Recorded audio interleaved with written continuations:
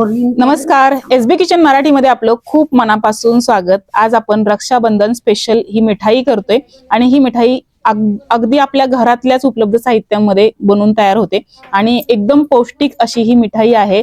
गव्हाच्या पिठापासून बनवलेली आहे, यामध्ये आपण डिंक घातलेला आहे, त्यामुळे ही मिठाई खूप पौष्टिक आहे। पावसाळ्याच्या दिवसांमध्ये खाण्यासारखी ही बर्फी आहे। तर नक्की ही रेसिपी ट्राय करा, रेसिपी शेवटपर्यंत बघा। रेसिपी आवडली तर लाईक करा, शेअर करा। चला तर मग लगेचच रेसिपीला सुरुवात करूया। त्याआधी ना तुम्हाला आणखी एक सांगायचं मला, यामध्ये मी सिक्रेट इन्ग्रेडियंट वापरलेला आहे।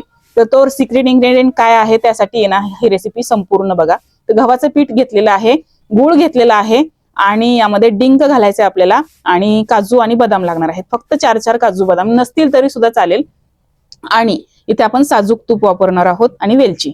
तर आता आपण रेसिपीला सुरुवात करूया। आपण जे काही साहित्य घेतले ना, हे साहित्य सगळं मी पुढे सांगणार आहे किती किती घेतलेलं आहे ते। तर आता कढई गरम करायला ठेवली आणि यामध्ये साजूक तूप घातलेलं आहे 2 चमचे। तर 2-2 चमचे असं आपण साजूक तूप वापरणार आहोत। तर आपण आधी पहिलं आहे ना हा डिंक तळून घेऊया। डिंक आपण घेतलेला आहे 2 ते 2.5 चमचे किंवा 3 चमचे घेतला तरी सुद्धा चालेल।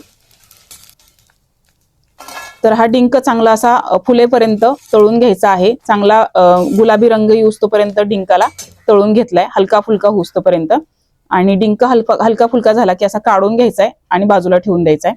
आणि पुन्हा याच कढईमध्ये आपल्याला 2 चमचे साजूक तूप घालायचे आणि या साजूक तुपामध्ये आपण पीठ घालणार आहोत गव्हाचं। आणि गॅसची फ्लेम कमी करायची, लो फ्लेम वरती आपल्याला हे गव्हाचं पीठ साजूक तुपामध्ये भाजून घ्यायचं आहे। आणि थोडंसं अजून 1 चमचाभर साजूक तूप आणखी घालायचे आणि पुन्हा याला छान भाजून घ्यायचे। सुरुवातीपासून ते शेवटपर्यंत आपण गॅसची फ्लेम कमीच ठेवणार आहोत। आणि झाऱ्याला लागलेलं हे पीठ आहे ना, हे सुद्धा आपण काढून घेणार आहोत, म्हणजे हे पीठ सुद्धा चांगलं भाजलं जाईल। आणि हे आपल्याला पीठ जे आहे ते चांगलं खरपूस असं भाजून घ्यायचंय।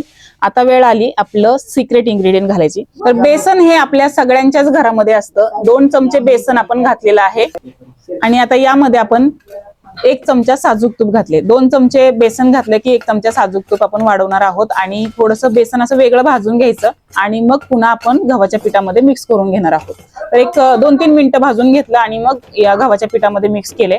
गव्हाचं पीठ चांगलं खरपूस असं भाजून घ्यायचंय आणि हे खरपूस असं भाजलं हे कसं म्हणजे कळणार तर आहे ना, हे जे पीठ जे आहे तर ते तूप सोडू लागतं, हे अशा पद्धतीने। आता गॅस बंद करायचा आहे आणि आपल्याला पुढची प्रोसेस करायची आहे। तर यामध्ये आपण हे डिंक तळलेला जो होता ना तर तो घातलेला आहे आणि डिंक चांगला क्रश करून घ्यायचा आहे। हाताने क्रश केला तरी सुद्धा चालेल, चांगला क्रश करून घ्यायचा आहे। आणि आता गॅस बंद करून मी हे सगळं करतेय। गॅस बंद करायचा, नाहीतर मग आपलं बेसन आणि हे जे पीठ आहे ते खूप जास्त भाजलं जाईल किंवा करपलं जाईल। गॅस बंद करून आपण हा डिंक फोडून घेतलेला आहे आणि आता हे मिक्स करून घ्यायचे, चांगलं व्यवस्थित असं मिक्स करून घ्यायचे। डिंकाचे क्रंचेस आहे ना ह्या बर्फीमध्ये खाताना खूप छान असे लागतात आणि चवीला सुद्धा ही बर्फी छान होते। बेसनमुळे सुद्धा या बर्फीला खूप छान चव येते। आणि आता हे ताटामध्ये मिश्रण काढलं की मिश्रण थोडंसं थंड झालं ना की मगच यामध्ये आपल्याला गूळ घालायचा आहे। मिश्रणाला हात लावता येईल असं थंड झालं पाहिजे आणि मग आपण यामध्ये गूळ घातलाय। तर गूळ आपण अर्धी वाटी एवढा घातलेला आहे। 1 वाटी आपण गव्हाचं पीठ घेतलंय, 2 चमचे बेसन पीठ घेतले। पुन्हा मी तुम्हाला सगळं साहित्य सांगितलेलं आहे। 2-3 चमचे आपल्याला डिंक वापरायचा आहे आणि हे मिश्रण सगळं आपण मिक्स करून घेतलेलं आहे, गूळ मिक्स करून घेतलेला आहे। ड्रायफ्रुट्स आपल्याला वरती गार्निशिंग साठी लागणार आहेत म्हणून बाजूला काढून ठेवलेत। आणि यामध्ये आपण वेलची पूड घातलेली आहे, ठेचलेले वेलची घातलेली आहे मी, तुम्ही वेलची पूड घातली तरी चालेल। आता हे चांगलं मिक्स करून घ्यायचंय आणि याची वडी आपल्याला करण्यासाठी एका प्लेटमध्ये घ्यायचे आणि प्लेटमध्ये चांगलं दाबून याला पसरून घ्यायचे। तर प्लेटमध्ये दाबून पसरून घ्यायचे असं व्यवस्थित।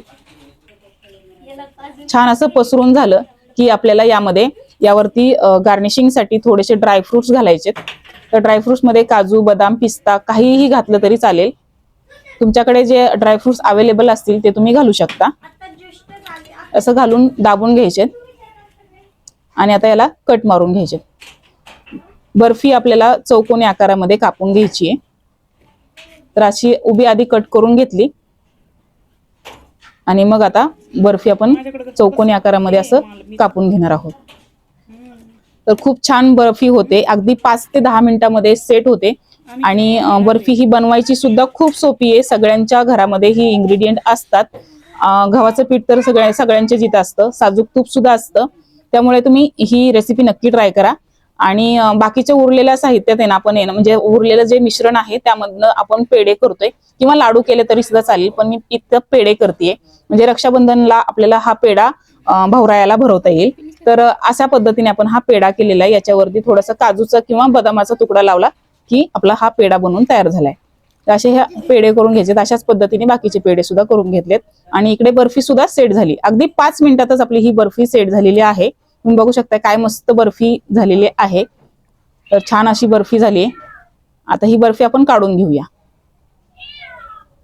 खूप मस्त ही बर्फी बनते, पौष्टिक आहे आणि ना चवीला सुद्धा खूप छान लागते आणि बनवायला खूप सोपी आहे. घरच्याच इन्ग्रेडियंट मध्ये बनवून तयार होते. नक्की बनवा. आणि ही रेसिपी तुम्हाला आवडली असेल तर या व्हिडिओला लाईक करा. हा व्हिडिओ जास्तीत जास्त शेअर करा. आणि चॅनलला सबस्क्राईब केलं नसेल तर चॅनलला सबस्क्राईब जरूर करा. रक्षाबंधन स्पेशल आणखी आपण रेसिपीज शेअर केलेल्या आहेत, अपलोड केलेल्या आहेत, तर त्या सुद्धा नक्की चॅनलला भेट देऊन तुम्ही बघू शकता. हा पेढा सुद्धा खूप छान झालाय. तर नक्की ही रेसिपी ट्राय करा. रेसिपी आवडली असेल तर शेअर जास्त करा. आणि आता भेटूया पुन्हा एकदा अशा छानशा रेसिपी सोबत. तोपर्यंत धन्यवाद.